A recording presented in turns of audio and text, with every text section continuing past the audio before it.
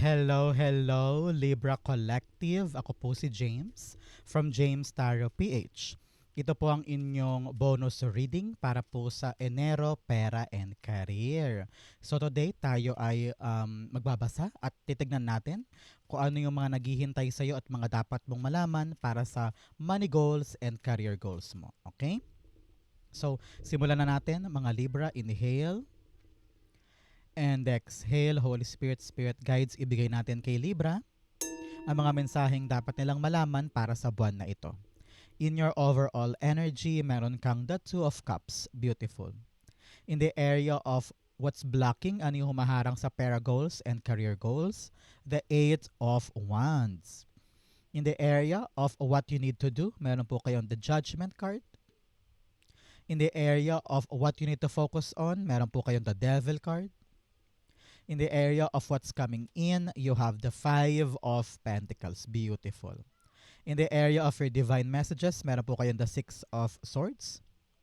In your fortune, meron po kayong the Eight of Swords. So wow, meron kang dalawang 8 here. 8-8, talaga namang abundant energy, power energy will be yours.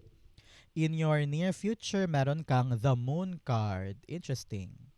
At ang missing puzzle piece nyo po para sa buwan na ito, para sa pera and career, ano yung kulang na ingredient para ma-solve na yung goal na yan? Ito po. Mamaya sabay-sabay natin siyang bubuksan at the end. But first, mga Libra, thank you po muna sa inyong donations. Saka po sa mga hindi nag-i-skip ng ads. Naku, napakalaking bagay niyan araw-araw para sa akin in our support po para sa inyong suporta sa akin sa ating channel every time. Thank you rin po sa mga nagla-like and nagko-comment. Malaking tulong din po yan. Okay po? So, in the background of your reading, meron kang the Eight of Pentacles. Sabi dito, you need to focus on your work this time, Libra. Kailangan talaga ng dagdag effort. Narinig ko dito, buting tingin mo daw yung maliliit na detalye na maaaring nakakalimutan mo this time. Okay? So, sabi dito, ito yung mga pagkakataon na kailangan mo daw mag-extra effort pagdating sa tinatrabaho mo. Kasi parang, I don't know why, narinig ko parang chance mo to eh. Chance mo tong bagay na ito to elevate your career, to elevate your position, to have more na kliyente or more kita, ganyan. So, kailangan talaga nating aralin din daw ano yung mga bagay na dapat aralin. Example, sa kumpanya ninyo, halimbawa factory to. Example lang ha, example lang. Halimbawa sa factory nyo ay may bagong machine na kailangan gamitin sa area mo. So, kailangan daw aralin. We need to polish our skills. Kung kailangan mag-seminar, training, workshop, gawin daw yun para mapabuti yung andar sa'yo. Okay? Very important to. Enriching our abilities and patatalasin natin ang ating mga skills this time. Kasi ikaw din naman na mag-benefit dyan eh. Ikaw ang mag-benefit dyan. Some of you parang balak pa mag-masteral, mag-doctoral, or kumuha ng mga other units para tumaas yung iyong credentials, parang ganun. So, kung ano yung kaya mong gawin this time, do it. Para sa'yo din naman yan. Okay? In your core energy, meron kang the Two of Cups. Si Two of Cups, sinasabi na yung spirit guides, panahon to para sundin yung alignment mo sa yung higher self. May pinapagawa sa yung higher self mo. Siguro minsan napapaisip ka, teka, bakit ko ba gustong gawin to? Hindi ko naman naiintindihan. Anong purpose? Ano yung driving force ko? Bakit ko to gustong gawin every day?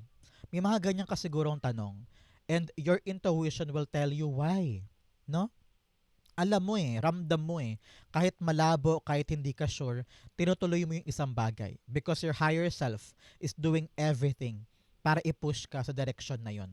So, ngayong buwan na ito, Libra, follow your heart. Follow your intuition because yung higher self mo ang gumagalaw para sa'yo. Okay?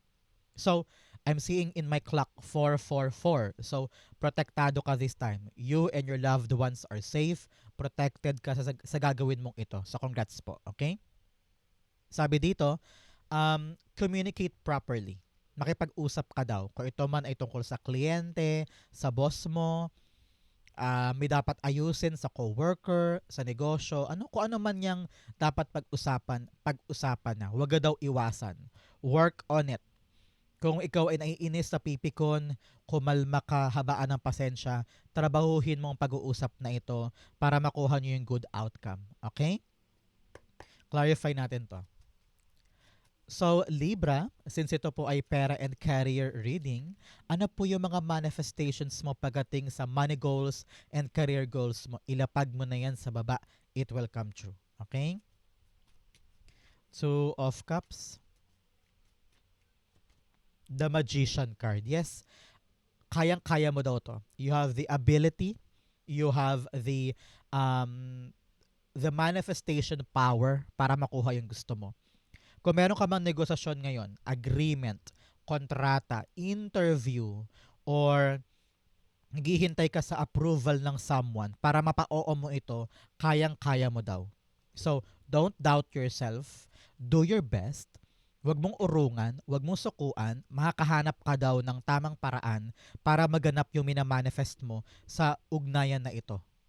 Okay? You will get what you want and you will get the pabor na gusto mo mula sa conversation na yan. Kaya, don't be afraid. Kayang-kaya mo yan, ilaban mo yan. You have what it takes para makuha ito. Okay? Go push, laban.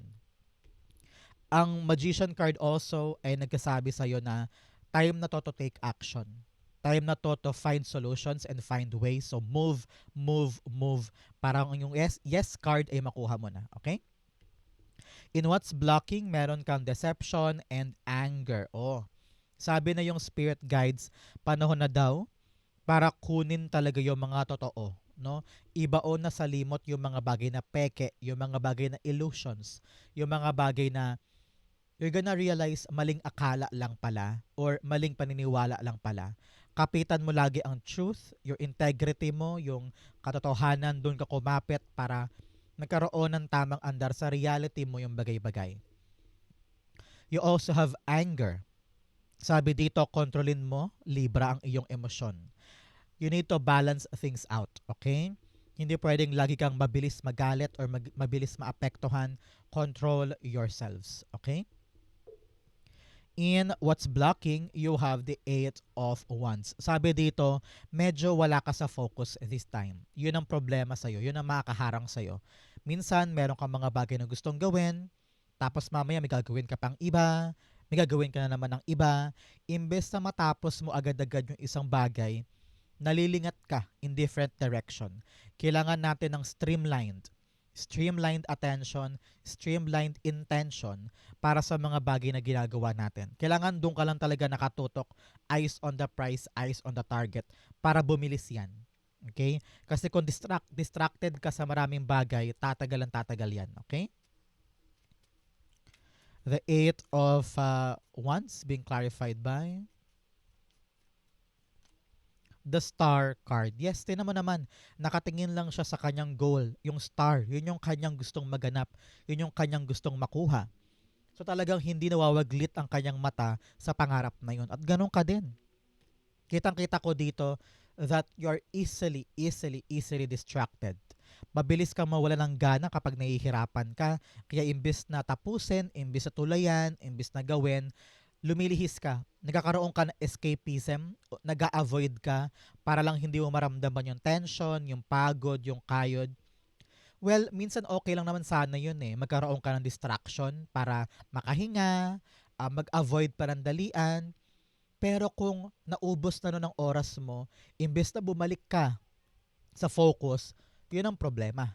So, minsan, avoid para makahinga, pero babalik pa rin tayo para asikasuhin yung ating dapat asikasuhin. Nang sa ganun, bumilis na yan at maka-fulfill na yung dreams at goal mo dyan. Abot kamay naman daw libre. Abot kamay ang goal mo, abot kamay ang gusto mong kunin. Pero ang andar mo ang magiging factor para ito'y maganap. Okay? Napaka-importante niyan, tandaan mo. In the area of what you need to do, meron po kayong judgment card. Kailangan mo daw magising. Libra, kailangan mo magising sa mga bagay-bagay na dapat mong ma-realize this time. Meron ka talagang mga maling akala, mga maling iniisip, mga maling logic about something na dapat mo nang itama ngayon. Kaya importante talaga makipag-usap, makipag-ugnayan para makita mo kung ano yung dapat mong gawin at kung ano yung tamang hakbang sa reality mo. Example, balak mong magawa tong project na ito, ginagawa mo lahat, lahat, lahat. Pero sinabi na ng boss kung ano yung dapat gawin na tema, hindi mo ginagawa yung tema. So, kailangan mo makipag-usap na parang, okay, may theme pala, ito pala yung theme sabi ni boss, mali pala tayo. So, kung ano yung marirealize mo na mali, actionan mo para maitama pa. Okay? Sabi dito, listen to criticism, listen to the truth. Kasi kung hindi ka makikinig, lahi kang papalaya, lahi kang mahihirapan. Okay? Ganon din pagdating sa usaping pera mo, Libra, na kung ano yung tamang gawin pagdating sa budget, gawin. Kung marirealize mo na parang, ay, bakit ba ako bumibili na napakarami sa online? Ano ka, big spender ka online, add to cart ka ng add to cart, binibili mo lahat, na-realize mo, ay kaya pala ako nag-short sa budget dahil dito. So, kung ano yung mga pagkagising mo, actionan para maitama pa. Okay? Clarify natin. Judgment card, you have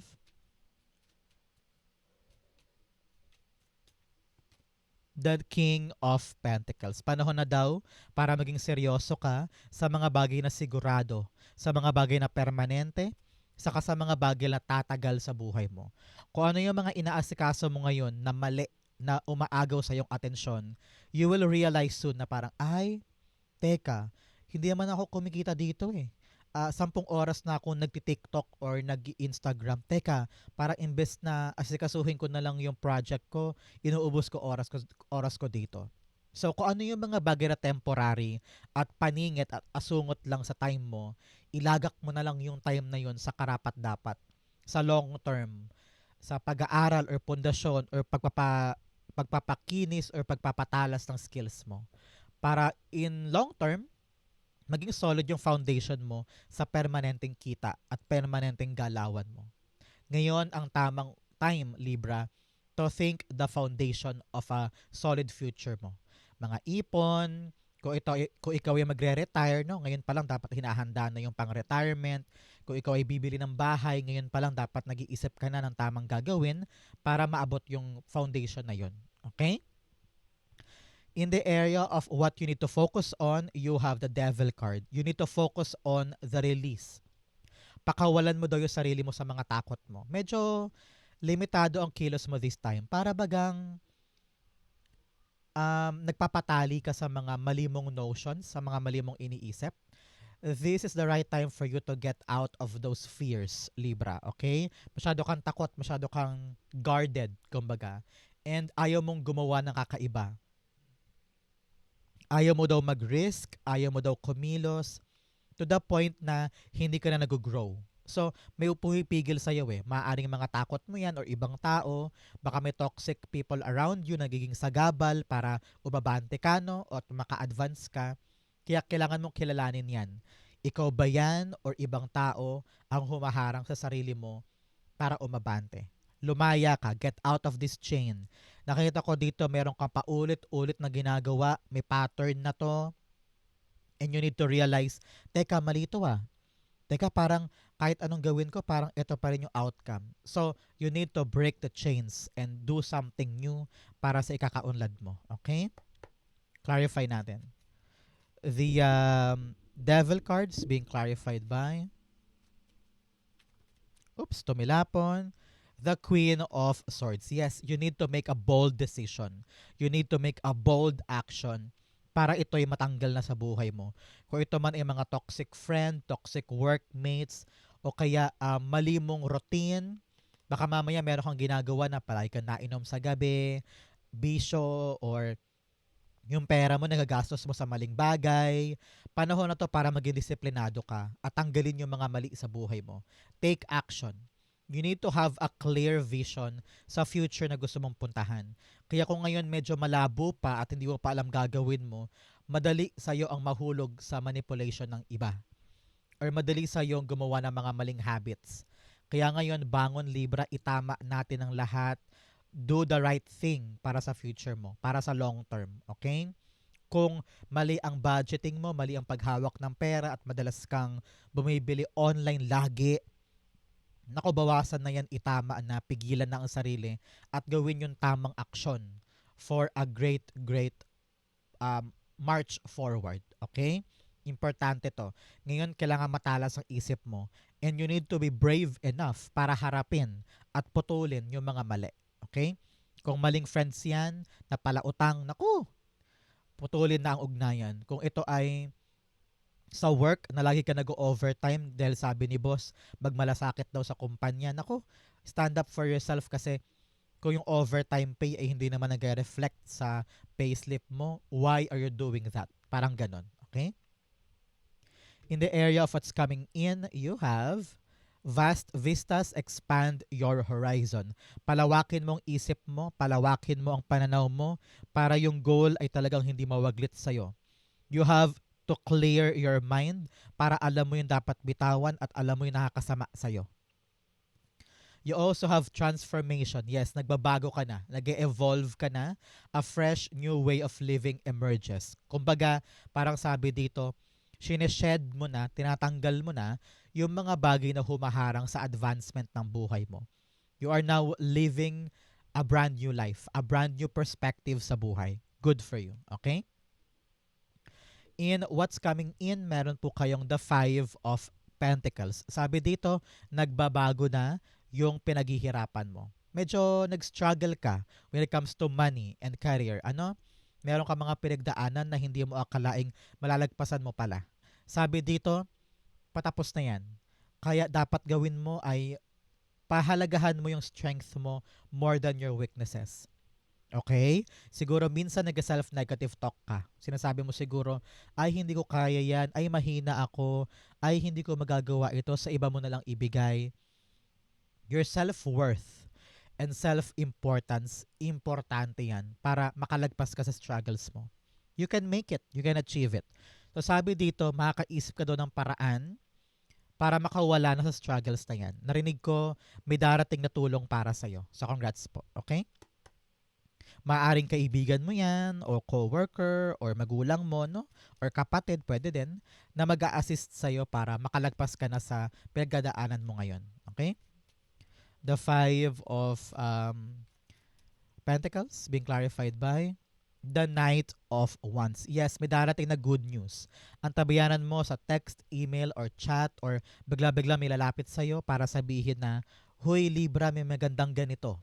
Kung ano man yung magandang news na yan, yan ang makakatulong sa'yo para makawala ka sa struggles na yan. Example, may darating sa'yo na parang, Uy Libra, tara apply tayo doon, may bagong trabaho, baka pwede sa atin. Kung naman, yes, sige, gawin natin, baka yan na yung para sa akin. O kaya, may darating sa yung good news na, uy, Libra, mababayaran na daw tayo sa utang sa atin. Tara po na tayo, kunin na natin. Mga ganyan. So, this good news na magpapa-excite sa'yo, magpapawala ng struggles mo. Okay? So, i-claim mo to. Good news is mine. Sulat mo sa baba. Good news is mine. The struggle is ending in my life right now. I claim it, I claim it, I claim it. In the area of your divine messages, meron kang nothing is yet set in stone. Yes, walang nakataga sa bato. Kaya kung nahihirapan ka ngayon, maaari pa magbago yan. Kung lugi ka ngayon, maaaring magbago pa yan bukas. Huwag mong gawing tuldok yung mga bagay-bagay sa buhay mo. Pwede pang mag-change yan for the better. Okay? You also have surrendered to the divine. Yes, isuko mo na kay God. Itaas mo sa Kanya. Sabihin mo, God, kung ano man po itong gagawin ko, I will do my best. I will do what I need to do. Pero tulungan mo ko, tinataas ko lahat sa iyo. So, surrender to God, surrender the control, and do your best. Let Him do the rest. Okay? In the area of your divine messages, meron kang the Six of Swords. Nakita ko dito, umandar ka sa buhay, sumulong ka sa buhay with peace, na may katahimikan that everything will be fine. Kung ano man daw tong andar mo, kung ano man daw tong lalakaran mo, or gagawin mong pagsulong sa buhay, manalig ka that everything will be okay. Do you have God in your life? Nag-pray ka ba? Ramdam ko yung payapang moment dito na ano man ang mangyari, okay ako. Ano man ang mangyari, lalarga ako, ilalaban ko to, hindi ko to susukuan. Okay? You are moving forward gently, calmly. Nakita ko rin dito, sabi ng yung spirit guides Libra, umiwas-iwas-iwas ka sa drama or issue ng ibang tao. Piliin mo lagi ang katahimikan at ilayo ang sarili sa negativity para yung mga inaalagaan mo, yung mga bagay na binubuo mo, hindi maapektuhan. Example, ikaw ay nagbebenta ng barbecue sa harapan ng bahay mo, ano? Tapos yung mga kapitbahay mo nagkichismisan about a certain kapitbahay. Nagsasalita sila about kabit-kabit, ganyan-ganyan. Ikaw naman, ako, wag ka nang sumali. Focus ka lang dito, umiwas ka na, walk away, para yung business mo hindi maapektuhan. Parang ganon. So, make sure that you know where to stand pagdating sa mga negativity para ikaw ay makalayo at makaiwas. The Six of Swords being clarified by the Five of Swords. Yes, umiwas ka sa mga drama, umiwas ka sa mga away-away, negativity, conflict. Naku, hindi mo dapat gawing teleserye ang buhay mo, okay? Kapag may gulo, kapag may sigalot, itikom ang bibig, piliing manahimik, move on, move on. Para yung pundasyon na tinatanim mo for yourself ay hindi maapektuhan, okay? Very important ito. Naku, isa-isip mo, isa puso mo para hindi mo makalimutan. In your fortune, meron kang June o mga Libra. Meron ba kayong special occasion pag June? Halimbawa, birthday ng kapatid, birthday ni lover, or anniversary. Kung meron man po, ibig sabihin, this reading is for you. Kung wala naman po, ibig sabihin, meron po kayong milestone sa buwan ng Hunyo. Congrats po. You also have chain of events that will affect your life. Meron daw pong sunod-sunod na milestone or event sa buhay mo na dapat present ka because ito yung gradual changes sa pagbabago sa buhay mo na dapat mong yakapin. Okay? Naramdaman ko level up ang mangyayari para sa'yo. Sunod-sunod na good news. Paakyat. Congrats. You also have Quill, get back to the basics. Sabi dito, simplihan mo lang yung ginagawa mo. Hindi mo kailangan gawing engrande, magarbo, o komplikado. Get back to the basics. Yung simpleng paraan, baka daw yun na mag-work para sa'yo. Okay? You also have Grasshopper, situations in the balance that require careful handling. Sabi dito, dahan-dahan lang, relax lang, huwag madali, huwag bibiglain para magawa mo yung tamang hakbang. Okay?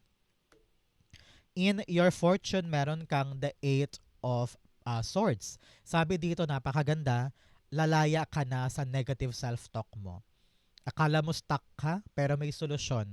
May darating na magandang solusyon para matapos na yung iniisip mong problema na akala mo hindi ka na makagalaw. Akala mo forever ka dyan, pero may solusyon, may solusyon, may solusyon. Okay?